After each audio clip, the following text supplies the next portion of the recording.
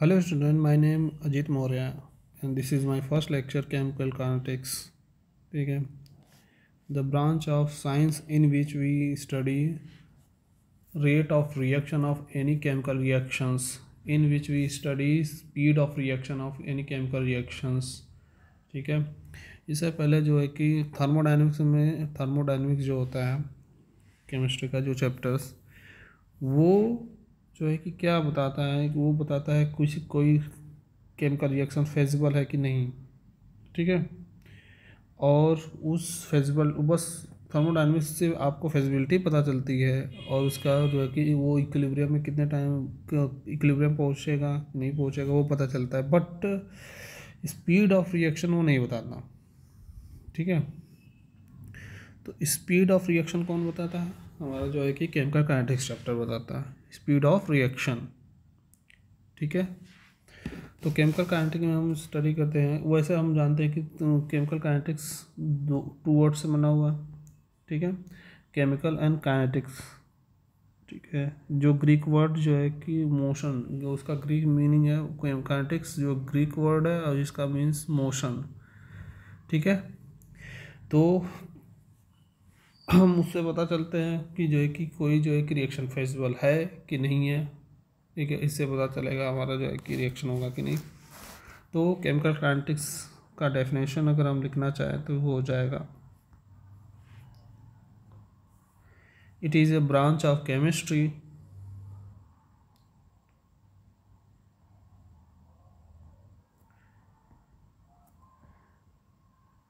Branch of chemistry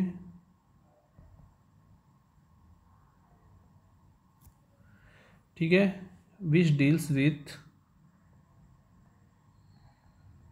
which deals with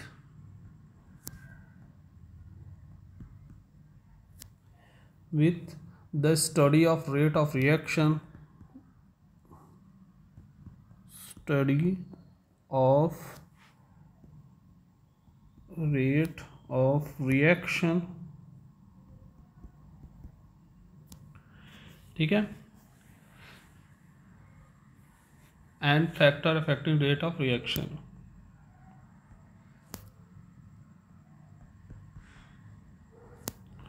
factors affecting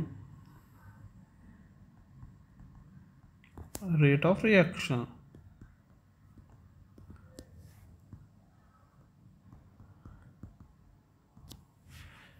इसके बारे में स्टडी करेंगे यहाँ पे। ठीक है, अब इसके आगे हम देखते हैं। ठीक है, इस चैप्टर में हमारा जो कि यूनिक चीज़ क्या होती है हमारे जो है कि अब आपका रेट ऑफ इसमें केमिकल काइनेटिक्स क्या करता है, ये हेल्प करता है। ठीक है, अंडरस्टैंडिंग और rate of chemical reactions, rate के बारे में लेने के। ठीक है, नेक्स्ट, केमिकल रिएक्शन किस कैसे जो है अफेक्टेड होता है, किससे? कैटलिस्ट से, कंसंट्रेशन से, टेम्परेचर से, जो कि इस चैप्टर में आगे आप लोग देखोगे। ठीक है, नेक्स्ट, अब रेट ऑफ केमिकल रिएक्शन क्या होता है? रेट ऑफ केमिकल रिएक्शन, अब रेट ऑफ केमिकल रिएक्शन है जो इसका सिंपल है कि रेट ऑफ केमिकल रिएक्शंस वो होता है जिसमें जो है कि कोई जो है कि रिएक्शंस हो रहा है और कितना टाइम लेगा उस रिएक्शन में, यानी कि वो रिएक्शन हो रहा है, जैसे कोई एक रिएक्शन है, ये प्रोडक्ट में कंप्लीट हो रहा है। ठीक है, अब ए का कुछ कंसंट्रेशन हुआ, ए 10 है कुछ है। ठीक है, तो उस टाइम पी कुछ ना बना, लेकिन टी टाइम के बाद इसी 10 में से कुछ क्वांटिटी माइनस हो जाएगी जो कि ये बन जाना प्रोडक्ट, जैसे माइनस हो जाएगा। अब उसके बाद देखेंगे हम माइनस जो क्वांटिटी इसमें से माइनस, यानी इसका कंसंट्रेशन कुछ ना कुछ टी टाइम पे चेंज हो जाना है। अगर ये जो टी टाइम पे चेंज हो रहा है कंसंट्रेशन और टाइम जितना लगा, उसी का रेशियो को ही क्या बोलते हैं? हम रेट बोलते हैं। दैट मीन अगर इसका डेफिनेशन देखा जाए तो रेट ऑफ रिएक्शन के लिए तो क्या हो जाना है? रेट ऑफ रिएक्शन, ठीक है, it is defined as, it is defined as change in concentration of reactant और प्रोडक्ट दोनों, कोई भी किसी का भी कंसंट्रेशन और प्रोडक्ट का जो कि कंसंट्रेशन चेंज हो पर यूनिट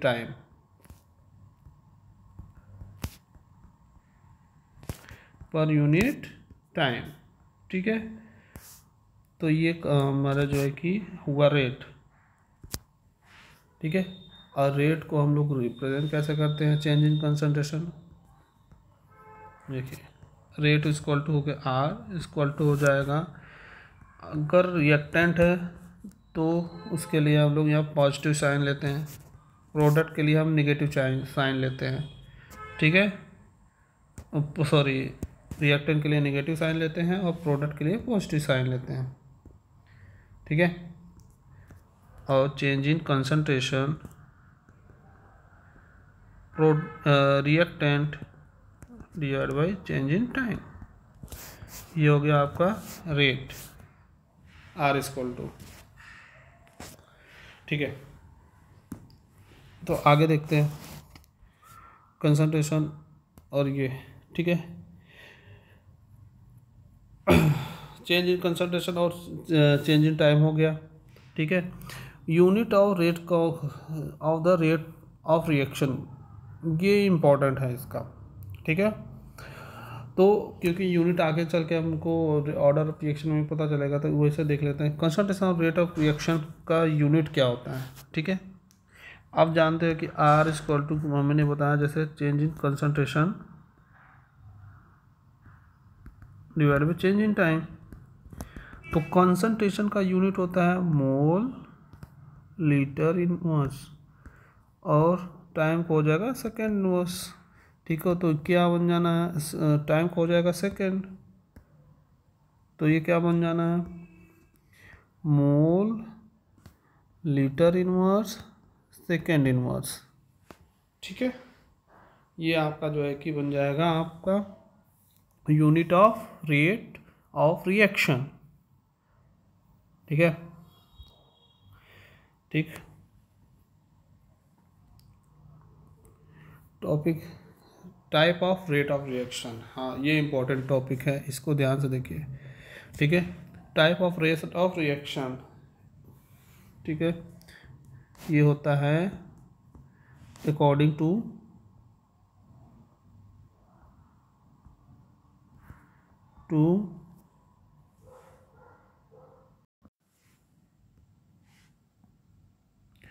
हाँ, तो ये दो टाइप होते हैं, these are two type, these are two type।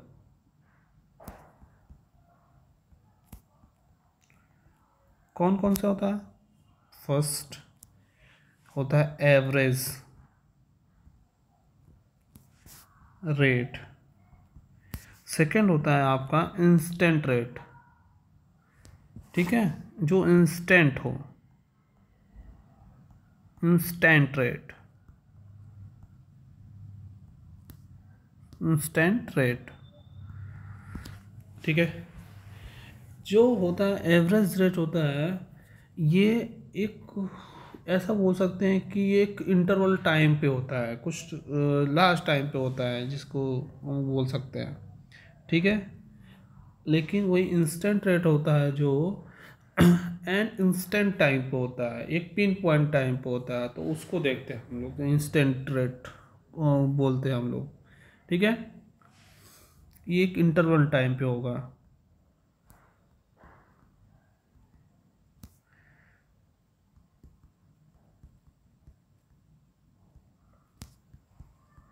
ठीक है। लेकिन ये क्या करता है, ये आपका लेगा एट इंस्टेंट टाइम पे होगा,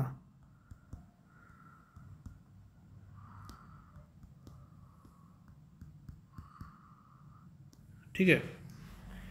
और इसमें क्या होता है ना कि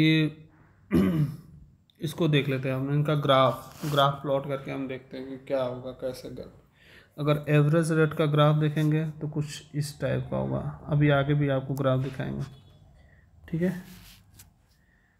अगर सपोज करो हमने इसके प्रोडक्ट रिएक्टेंट के लिए ग्राफ बनाया, ठीक है।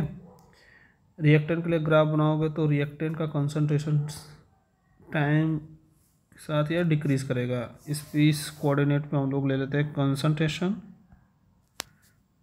इस कोऑर्डिनेट पे ले लेते हैं हम लोग टाइम। जैसे जैसे टाइम इंक्रीज करेगा वैसे वैसे इसका क्या करेगा, प्रोडक्ट का कंसंट्रेशन क्या करेगा, रिएक्टेंट का कंसंट्रेशन क्या होगा, डिक्रीज करेगा, ठीक है। अगर हम सपोज करो कि आपने इस पॉइंट से, ठीक है, इस पॉइंट से इस पॉइंट के बीच में आपने गैप के बीच में आपको क्या करना है, आपको रेट निकालना है। तो क्या करोगे, ये किया हमने, और अगर स्ट्रेट लाइन करेंगे तो ये मिलेगा अपने को। अब इस लाइन को सपोज करो हम लोग क्या करते हैं, ये हो गया रेट इनिशियल, और सॉरी रिएक्टेंट का कंसंट्रेशन हो गया इनिशियल, ये हो गया रिएक्टेंट का कंसंट्रेशन आपका फाइनल उस टाइम पर। और इस टाइम आपको क्या मिल गया, सपोज करो ये टाइम कुछ है और इस टाइम हमारा कुछ है, ये टाइम क्या हो जाएगा इनिशियल, ये टाइम हमारा हो जाएगा फाइनल, ठीक है। अब हमको इसका रेट निकालना। अब रेट करेंगे तो हम लोग क्या करेंगे, इसका रेट हो जाएगा आपका R equal to minus delta concentration of reactant divide by delta change in time t, ठीक है। तो ये बन जाएगा आपका, ये हो जाएगा रेट इक्वल टू क्या हो जाएगा आपका निगेटिव साइंस फॉर रिएक्टेंट, ठीक है, negative R final minus R initial divide by T final minus T initial. ये किसके लिए हो जाएगा, रेट। ये है आपका जो है कि एवरेज रेट। नेक्स्ट अगर इंस्टेंट रेट देखते हैं, फॉर इंस्टेंट रेट, इसका ग्राफ देखोगे आप, रिएक्टेंट डिक्रीज करा, यहाँ पे हम लोग ग्राफ में क्या करेंगे, ये पिन पॉइंट लेके चलेगा। सपोज इस पिन पॉइंट पे आपको जो क्या करना है, रेट निकालना है। उस केस में हम क्या करेंगे, इसको निकालने के लिए हम लोग क्या करेंगे, इसको हम इस तरीके से स्लोप ड्रॉ कर लेंगे और आपका जो एक्स कोऑर्डिनेट में यहाँ पे एंगल देखेंगे, ठीक है। तो इसका रेट जो होता है R इक्वल टू होता है, रेट जो निकालेंगे इसका रेट इक्वल टू हो जाएगा स्लोप, किसके हो जाएगा, इक्वल स्लोप के, और स्लोप इक्वल टू होता है tan थीटा।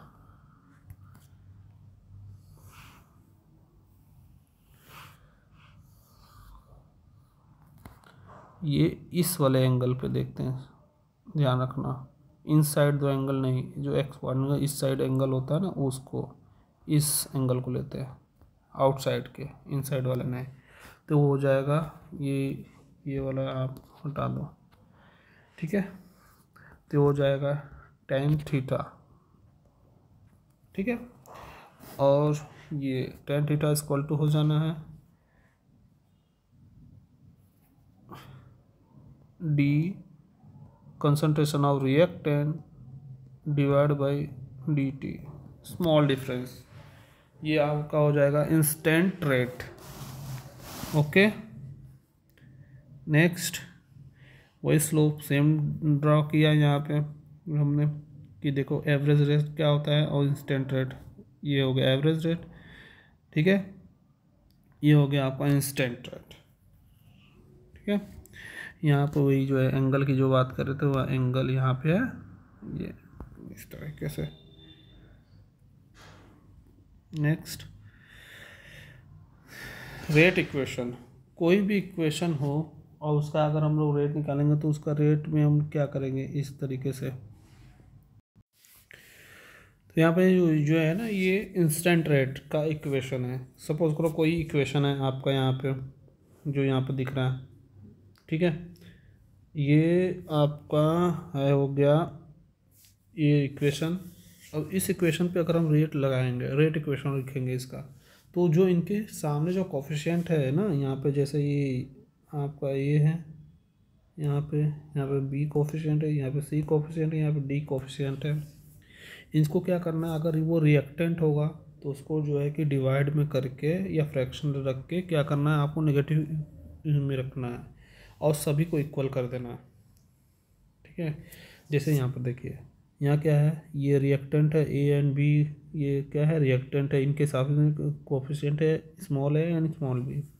तो हमने क्या किया, इक्वल टू 1/a, ठीक है। फिर रेट हमने लिखा, फिर इक्वल टू बी के लिए क्या करा, 1/b, फिर रेट लिखा, फिर सी के लिए क्या लिखा, यहाँ पे सी और डी क्या है, प्रोडक्ट है, तो यहाँ पर सी और डी के लिए यहाँ पे क्या करेंगे, पॉजिटिव करेंगे, ठीक है। यहाँ पर नेगेटिव दिया हुआ, तो हम लोग को क्या करना है, इसको लिए पॉजिटिव। रिएक्टेंट ऑलवेज नेगेटिव होगा और प्रोडक्ट क्या होगा, पॉजिटिव होगा। रीज़न कि प्रोडक्ट जो है का फॉर्मेशन होगा, रिएक्टेंट का कंसंट्रेशन हमेशा डिक्रीज करता जाएगा, इसलिए हम उसको क्या करेंगे, पॉजिटिव करेंगे, ठीक है। यहाँ पे जैसे यहाँ पे H2O2 के लिए भी दिया हुआ है, देखो 2HI किया है, यहाँ पे 2HI के लिए यहाँ क्या कर दिया है, पॉजिटिव किया है। और H2I2 के सामने कोफिशिएंट 1 है, तो 1 को हम नहीं लिखेंगे, तो यहाँ पे क्या करेगा, उसके लिए हमने लिखा हुआ है। हाँ, तो अब आगे देखेंगे इसके हम लोग, रेट ऑफ इक्वेशन क्या होता है। अब इसको समझा देते हैं क्यों हम ये कोफिशिएंट जो है कि डिवाइड में लिखा है, ठीक है। ये ए और बी और सी और डी ये डिवाइड में करके इक्वल क्यों कर रहे हैं। सपोज ऐसे मैं एक एग्जांपल लेता हूँ, सपोज करो कि ए कोई बंदा है, ठीक है। वो ए क्या कोई बंदा है, अगर वो 100 मीटर भागता है, जो है कि 1 मिनट में 100 मीटर भागता है सपोज करो, और बी बंदा है वो 300 मीटर भाग रहा है 1 ही मिनट में, ठीक है। ए क्या है आपका 100 मीटर भाग रहा है 1 मिनट में, और वहीं पे बी क्या भाग रहा है, जो है कि 300 मीटर भाग रहा है, ठीक है। 300 मीटर भाग रहा है उतने ही मिनट में, ठीक है। अब हमको क्या करना है, इन सबको जो है कि इक्वल करना है, ठीक है। कि यानी ए और बी की दोनों की क्या हो जाए, स्पीड सिमिलर हो जाए। तो कितने से डिवाइड करेंगे, यानी कि ये जितना 100 मीटर भाग रहा है उतना वो भी भागे, ठीक है। तो क्या करेंगे हम लोग, क्या करेंगे, एक सूटेबल नंबर से डिवाइड करेंगे उसके में, ठीक है। वो सूटेबल नंबर से डिवाइड करने पे क्या करेगा, वो क्या हो जाएगा, इक्वल हो जाएगा, ठीक है। और वो सूटेबल नंबर वो क्या है, वो उनके सामने की डिजिट है, ठीक है। अगर हम उसको 3 से डिवाइड कर दें तो ये भी 100 क्या हो जाना है, 100 कितने हो जाना है, 100 ही हो जाना है, ठीक है। वैसे जो अगर प्रोडक्ट में किसी के सामने सपोज करो 4 लिखा हुआ, 400 लिखा हुआ या 400 लिखा हुआ, उसमें का जो सामने का जो डिजिट होगी उसी से डिवाइड करेंगे तो ये भी क्या हो जाना है, 100 हो जाना है। यानी सबकी स्पीड क्या हो जानी है, इक्वल हो जानी है। तो हम लोग क्या करेंगे, जो सामने की जो डिजिट होती है ना उसी से डिवाइड कर देते हैं, क्यों, क्योंकि उनकी रेट इक्वल करने के लिए, तभी तो इक्वल लिखेंगे, ओके। आगे, ठीक है। यहाँ पे एक रिएक्शन लिखना है, रेट लिखाना है आपको, rate of disappearance of N2, rate of disappearance of H2 और rate of appearance of ammonia. तो आपको इक्वेशन दिया हुआ है, ठीक है। तो इक्वेशन दिया हुआ तो हम लोग क्या लिख लेंगे, इसका रेट N2 प्लस 3H2, ये बन गया आपका 2NH3। सिंपल सा है, आपको क्या करना है, इसमें नेगेटिव करना है, N2 लिखना है डिवाइड बाई dt, क्योंकि इसके सामने कुछ नहीं, लेकिन इसके सामने क्या है, 3 है, तो negative 1/3 DH2 upon dt equal to, ये पॉजिटिव होगा क्योंकि प्रोडक्ट है, तो क्या हो जाना 1/2 DNH3 अपॉन dt, ये हो गया आपका इसका रेट, ठीक है। ऐसे ही आप लोग किसी का भी कर लेना। फिर इसके आगे जो है कि हम क्वेश्चन देखते हैं अभी, ठीक है, तो आपके सामने कुछ क्वेश्चन दिया हुआ है, थोड़ा ध्यान से देखिए। फॉर रिएक्शन ये दिया हुआ है N2O5 2NO2 और प्लस हाफ O2 दिया हुआ है, जिसमें दिया है rate of N2 disappearance of N2O5 का की वैल्यू क्या है K1 N2O5, rate of appearance of NO2 का दिया है K2 N2O5, ये वैल्यूज़ है, ठीक है। और rate of appearance of oxygen का दिया हुआ है K3 N2O5। तो सबसे पहले हम अब रिलेशन बिटवीन K1 K2 और K3 बताना है आपको। तो सबसे पहले हम लोग इसका जो है कि रेट इक्वेशन लिख लेते हैं, हाँ। तो क्या हो जाएगा, रेट इक्वेशन इसका हो जाएगा negative DN2O5 divide by DT equal to 1/2, क्योंकि ये प्रोडक्ट है, DNO2 डिवाइड बाई DT कर लेंगे, और इक्वल टू क्या हो जाना है, ये भी प्रोडक्ट है, अब क्योंकि डिवाइड भी पहले से फ्रैक्शन है तो ये हो जाएगा 2 ना, डी ऊपर हो जाना है, तो क्या हो जाएगा DO2 डिवाइड बाई DT, ये है वैल्यूज। अब क्या करना है आपको, अब इसके आगे हम लोगों को जो है कि आगे वैल्यू पुट करनी है, ठीक है, जो जो वैल्यू दिया हुआ है इन सब का, ठीक है। जैसे यहाँ पे वैल्यू दिया हुआ है आपका, इधर देखिए DN2 और अपॉन DT की वैल्यू क्या दिया हुआ है K1 N2O5, तो पुट कर देते हैं, तो इसकी वैल्यू क्या हो जानी है, इसकी वैल्यू हो जाएगी K1 नेगेटिव K1 सॉरी यहाँ पूरी की वैल्यू दिया हुआ है ना, पूरे की वैल्यू दिया है, तो हम लोग क्या करेंगे K1 नेगेटिव साइन नहीं लगेगा, K1 ब्रैकेट में N2O5 इक्वल टू हो जाना है, इसकी वैल्यू क्या दिया है 1/2 हो जाएगा, इसकी वैल्यू दिया है आपका K2 N2O5, इधर इक्वल टू क्या हो जाना 2, इसकी वैल्यू क्या दिया है K3 N2O5, तो ये सब क्या हो जाएंगे, सब के सब कैंसिल हो जाना है N2O5, तो क्या मिलेगा हम लोगों को, ठीक है, ये क्या मिलेगा आपको,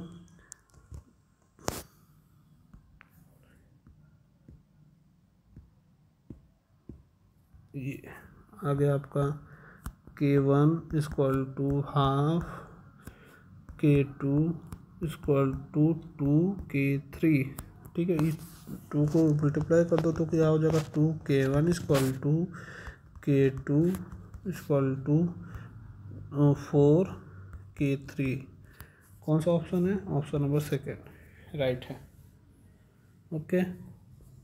नेक्स्ट है for the chemical reaction N2 gas है और दिया ये एरो है,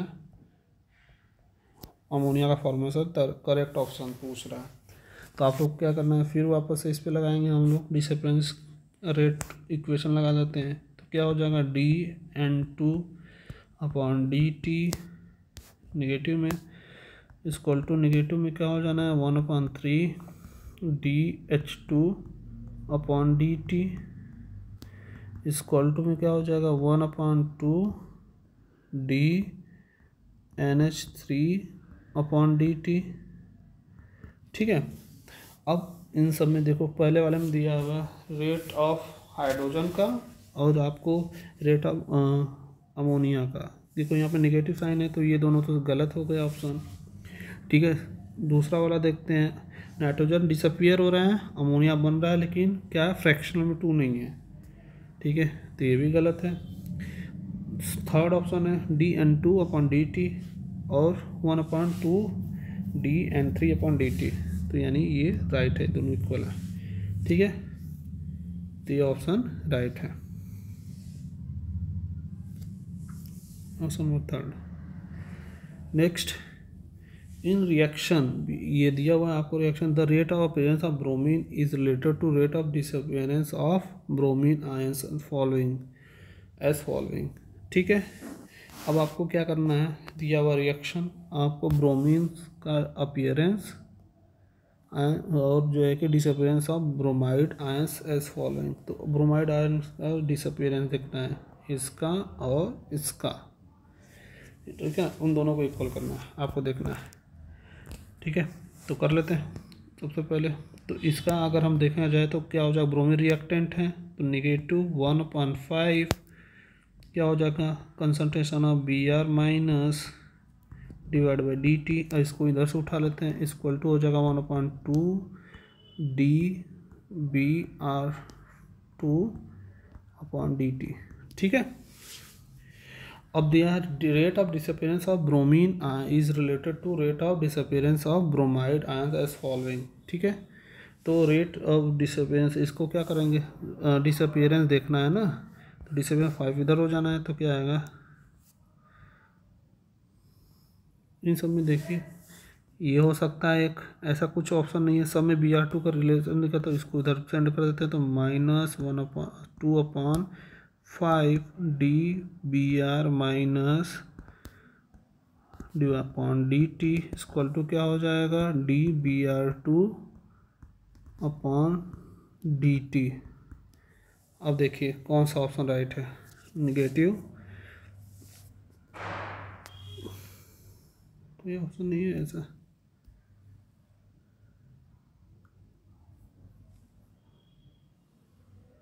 टू अपॉन 5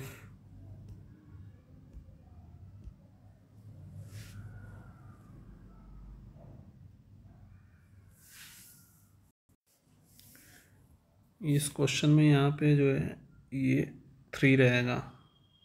ठीक है, यहाँ पे 3 रहेगा, तो यहाँ पे ये 2 की जगह क्या हो जाना है, यहाँ पे 2 की जगह हो जाएगा 3। ठीक है, अब ऑप्शन देखो, यहाँ पे 2 की जगह क्या हो जाना है 3, मिस टाइप में हो गया, उधर 3 हो जाने का, तो हो जाएगा -3/5। ठीक है, ये वैल्यू हो जाएगी, तो ऑप्शन कौन सा हो जाएगा राइट, ये हो जाएगा डी ऑप्शन राइट हो जाएगा। ठीक है, ठीक है, नेक्स्ट क्वेश्चन है केमिकल रिएक्शंस 2p है, ये एरो बन रहा है, और 4q और r gas phase occur in close vessel, the concentration of q is found to be increase, इतना कंसंट्रेशन इतना इंक्रीज हो जा रहा है in 10 second, calculate the rate of appearance of q and rate of disappearance of p, ये हमको find करना है इस क्वेश्चन में। हाँ, तो ये क्या बोल रहा है क्वेश्चन, ये क्वेश्चन बोल रहा है कि कोई इस तरीके से 4q + r है। ठीक है, कंसंट्रेशन जो है कि इसका हम लोग पहले वो लिख लेते हैं रेट इक्वेशन, तो रेट इक्वेशन हो जाएगा 1/2, ठीक है, d negative dP/dt equal to 1/4 dQ/dt equal to हो जाएगा सॉरी यहाँ पे कोई कोफिशिएंट नहीं है, तो डायरेक्ट लिखेंगे dR/dt। ठीक है, अब बोल रहा है कि आपका, तो क्वेश्चन में concentration q found to be increase by इतना, यानी डी क्यों, वो चेंज इन कंसंट्रेशन ही तो है।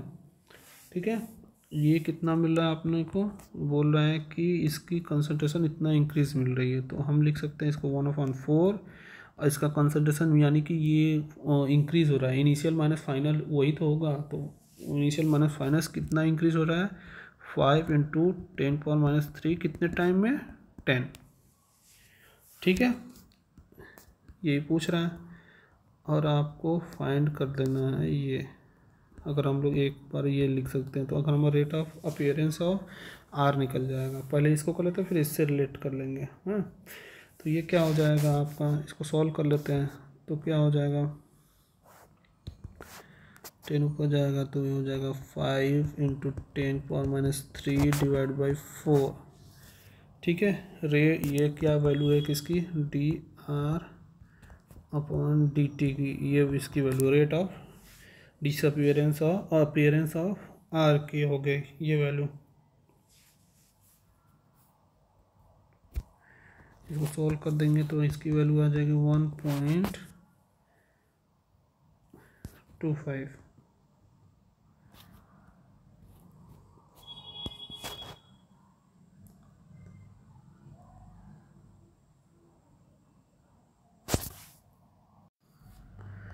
25 इंटू 10⁻⁴, सॉरी -4, ये वैल्यू आ गई। ठीक है। अब ये क्या है, किसका वैल्यू है आपका, rate of appearance of are.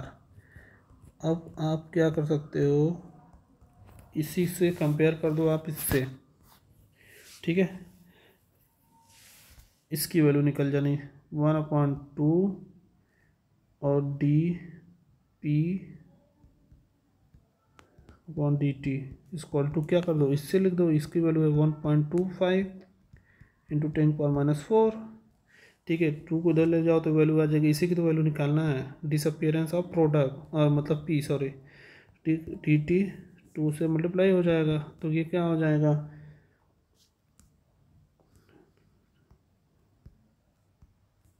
Into 10⁻⁴, ये वैल्यू हो गई इसकी।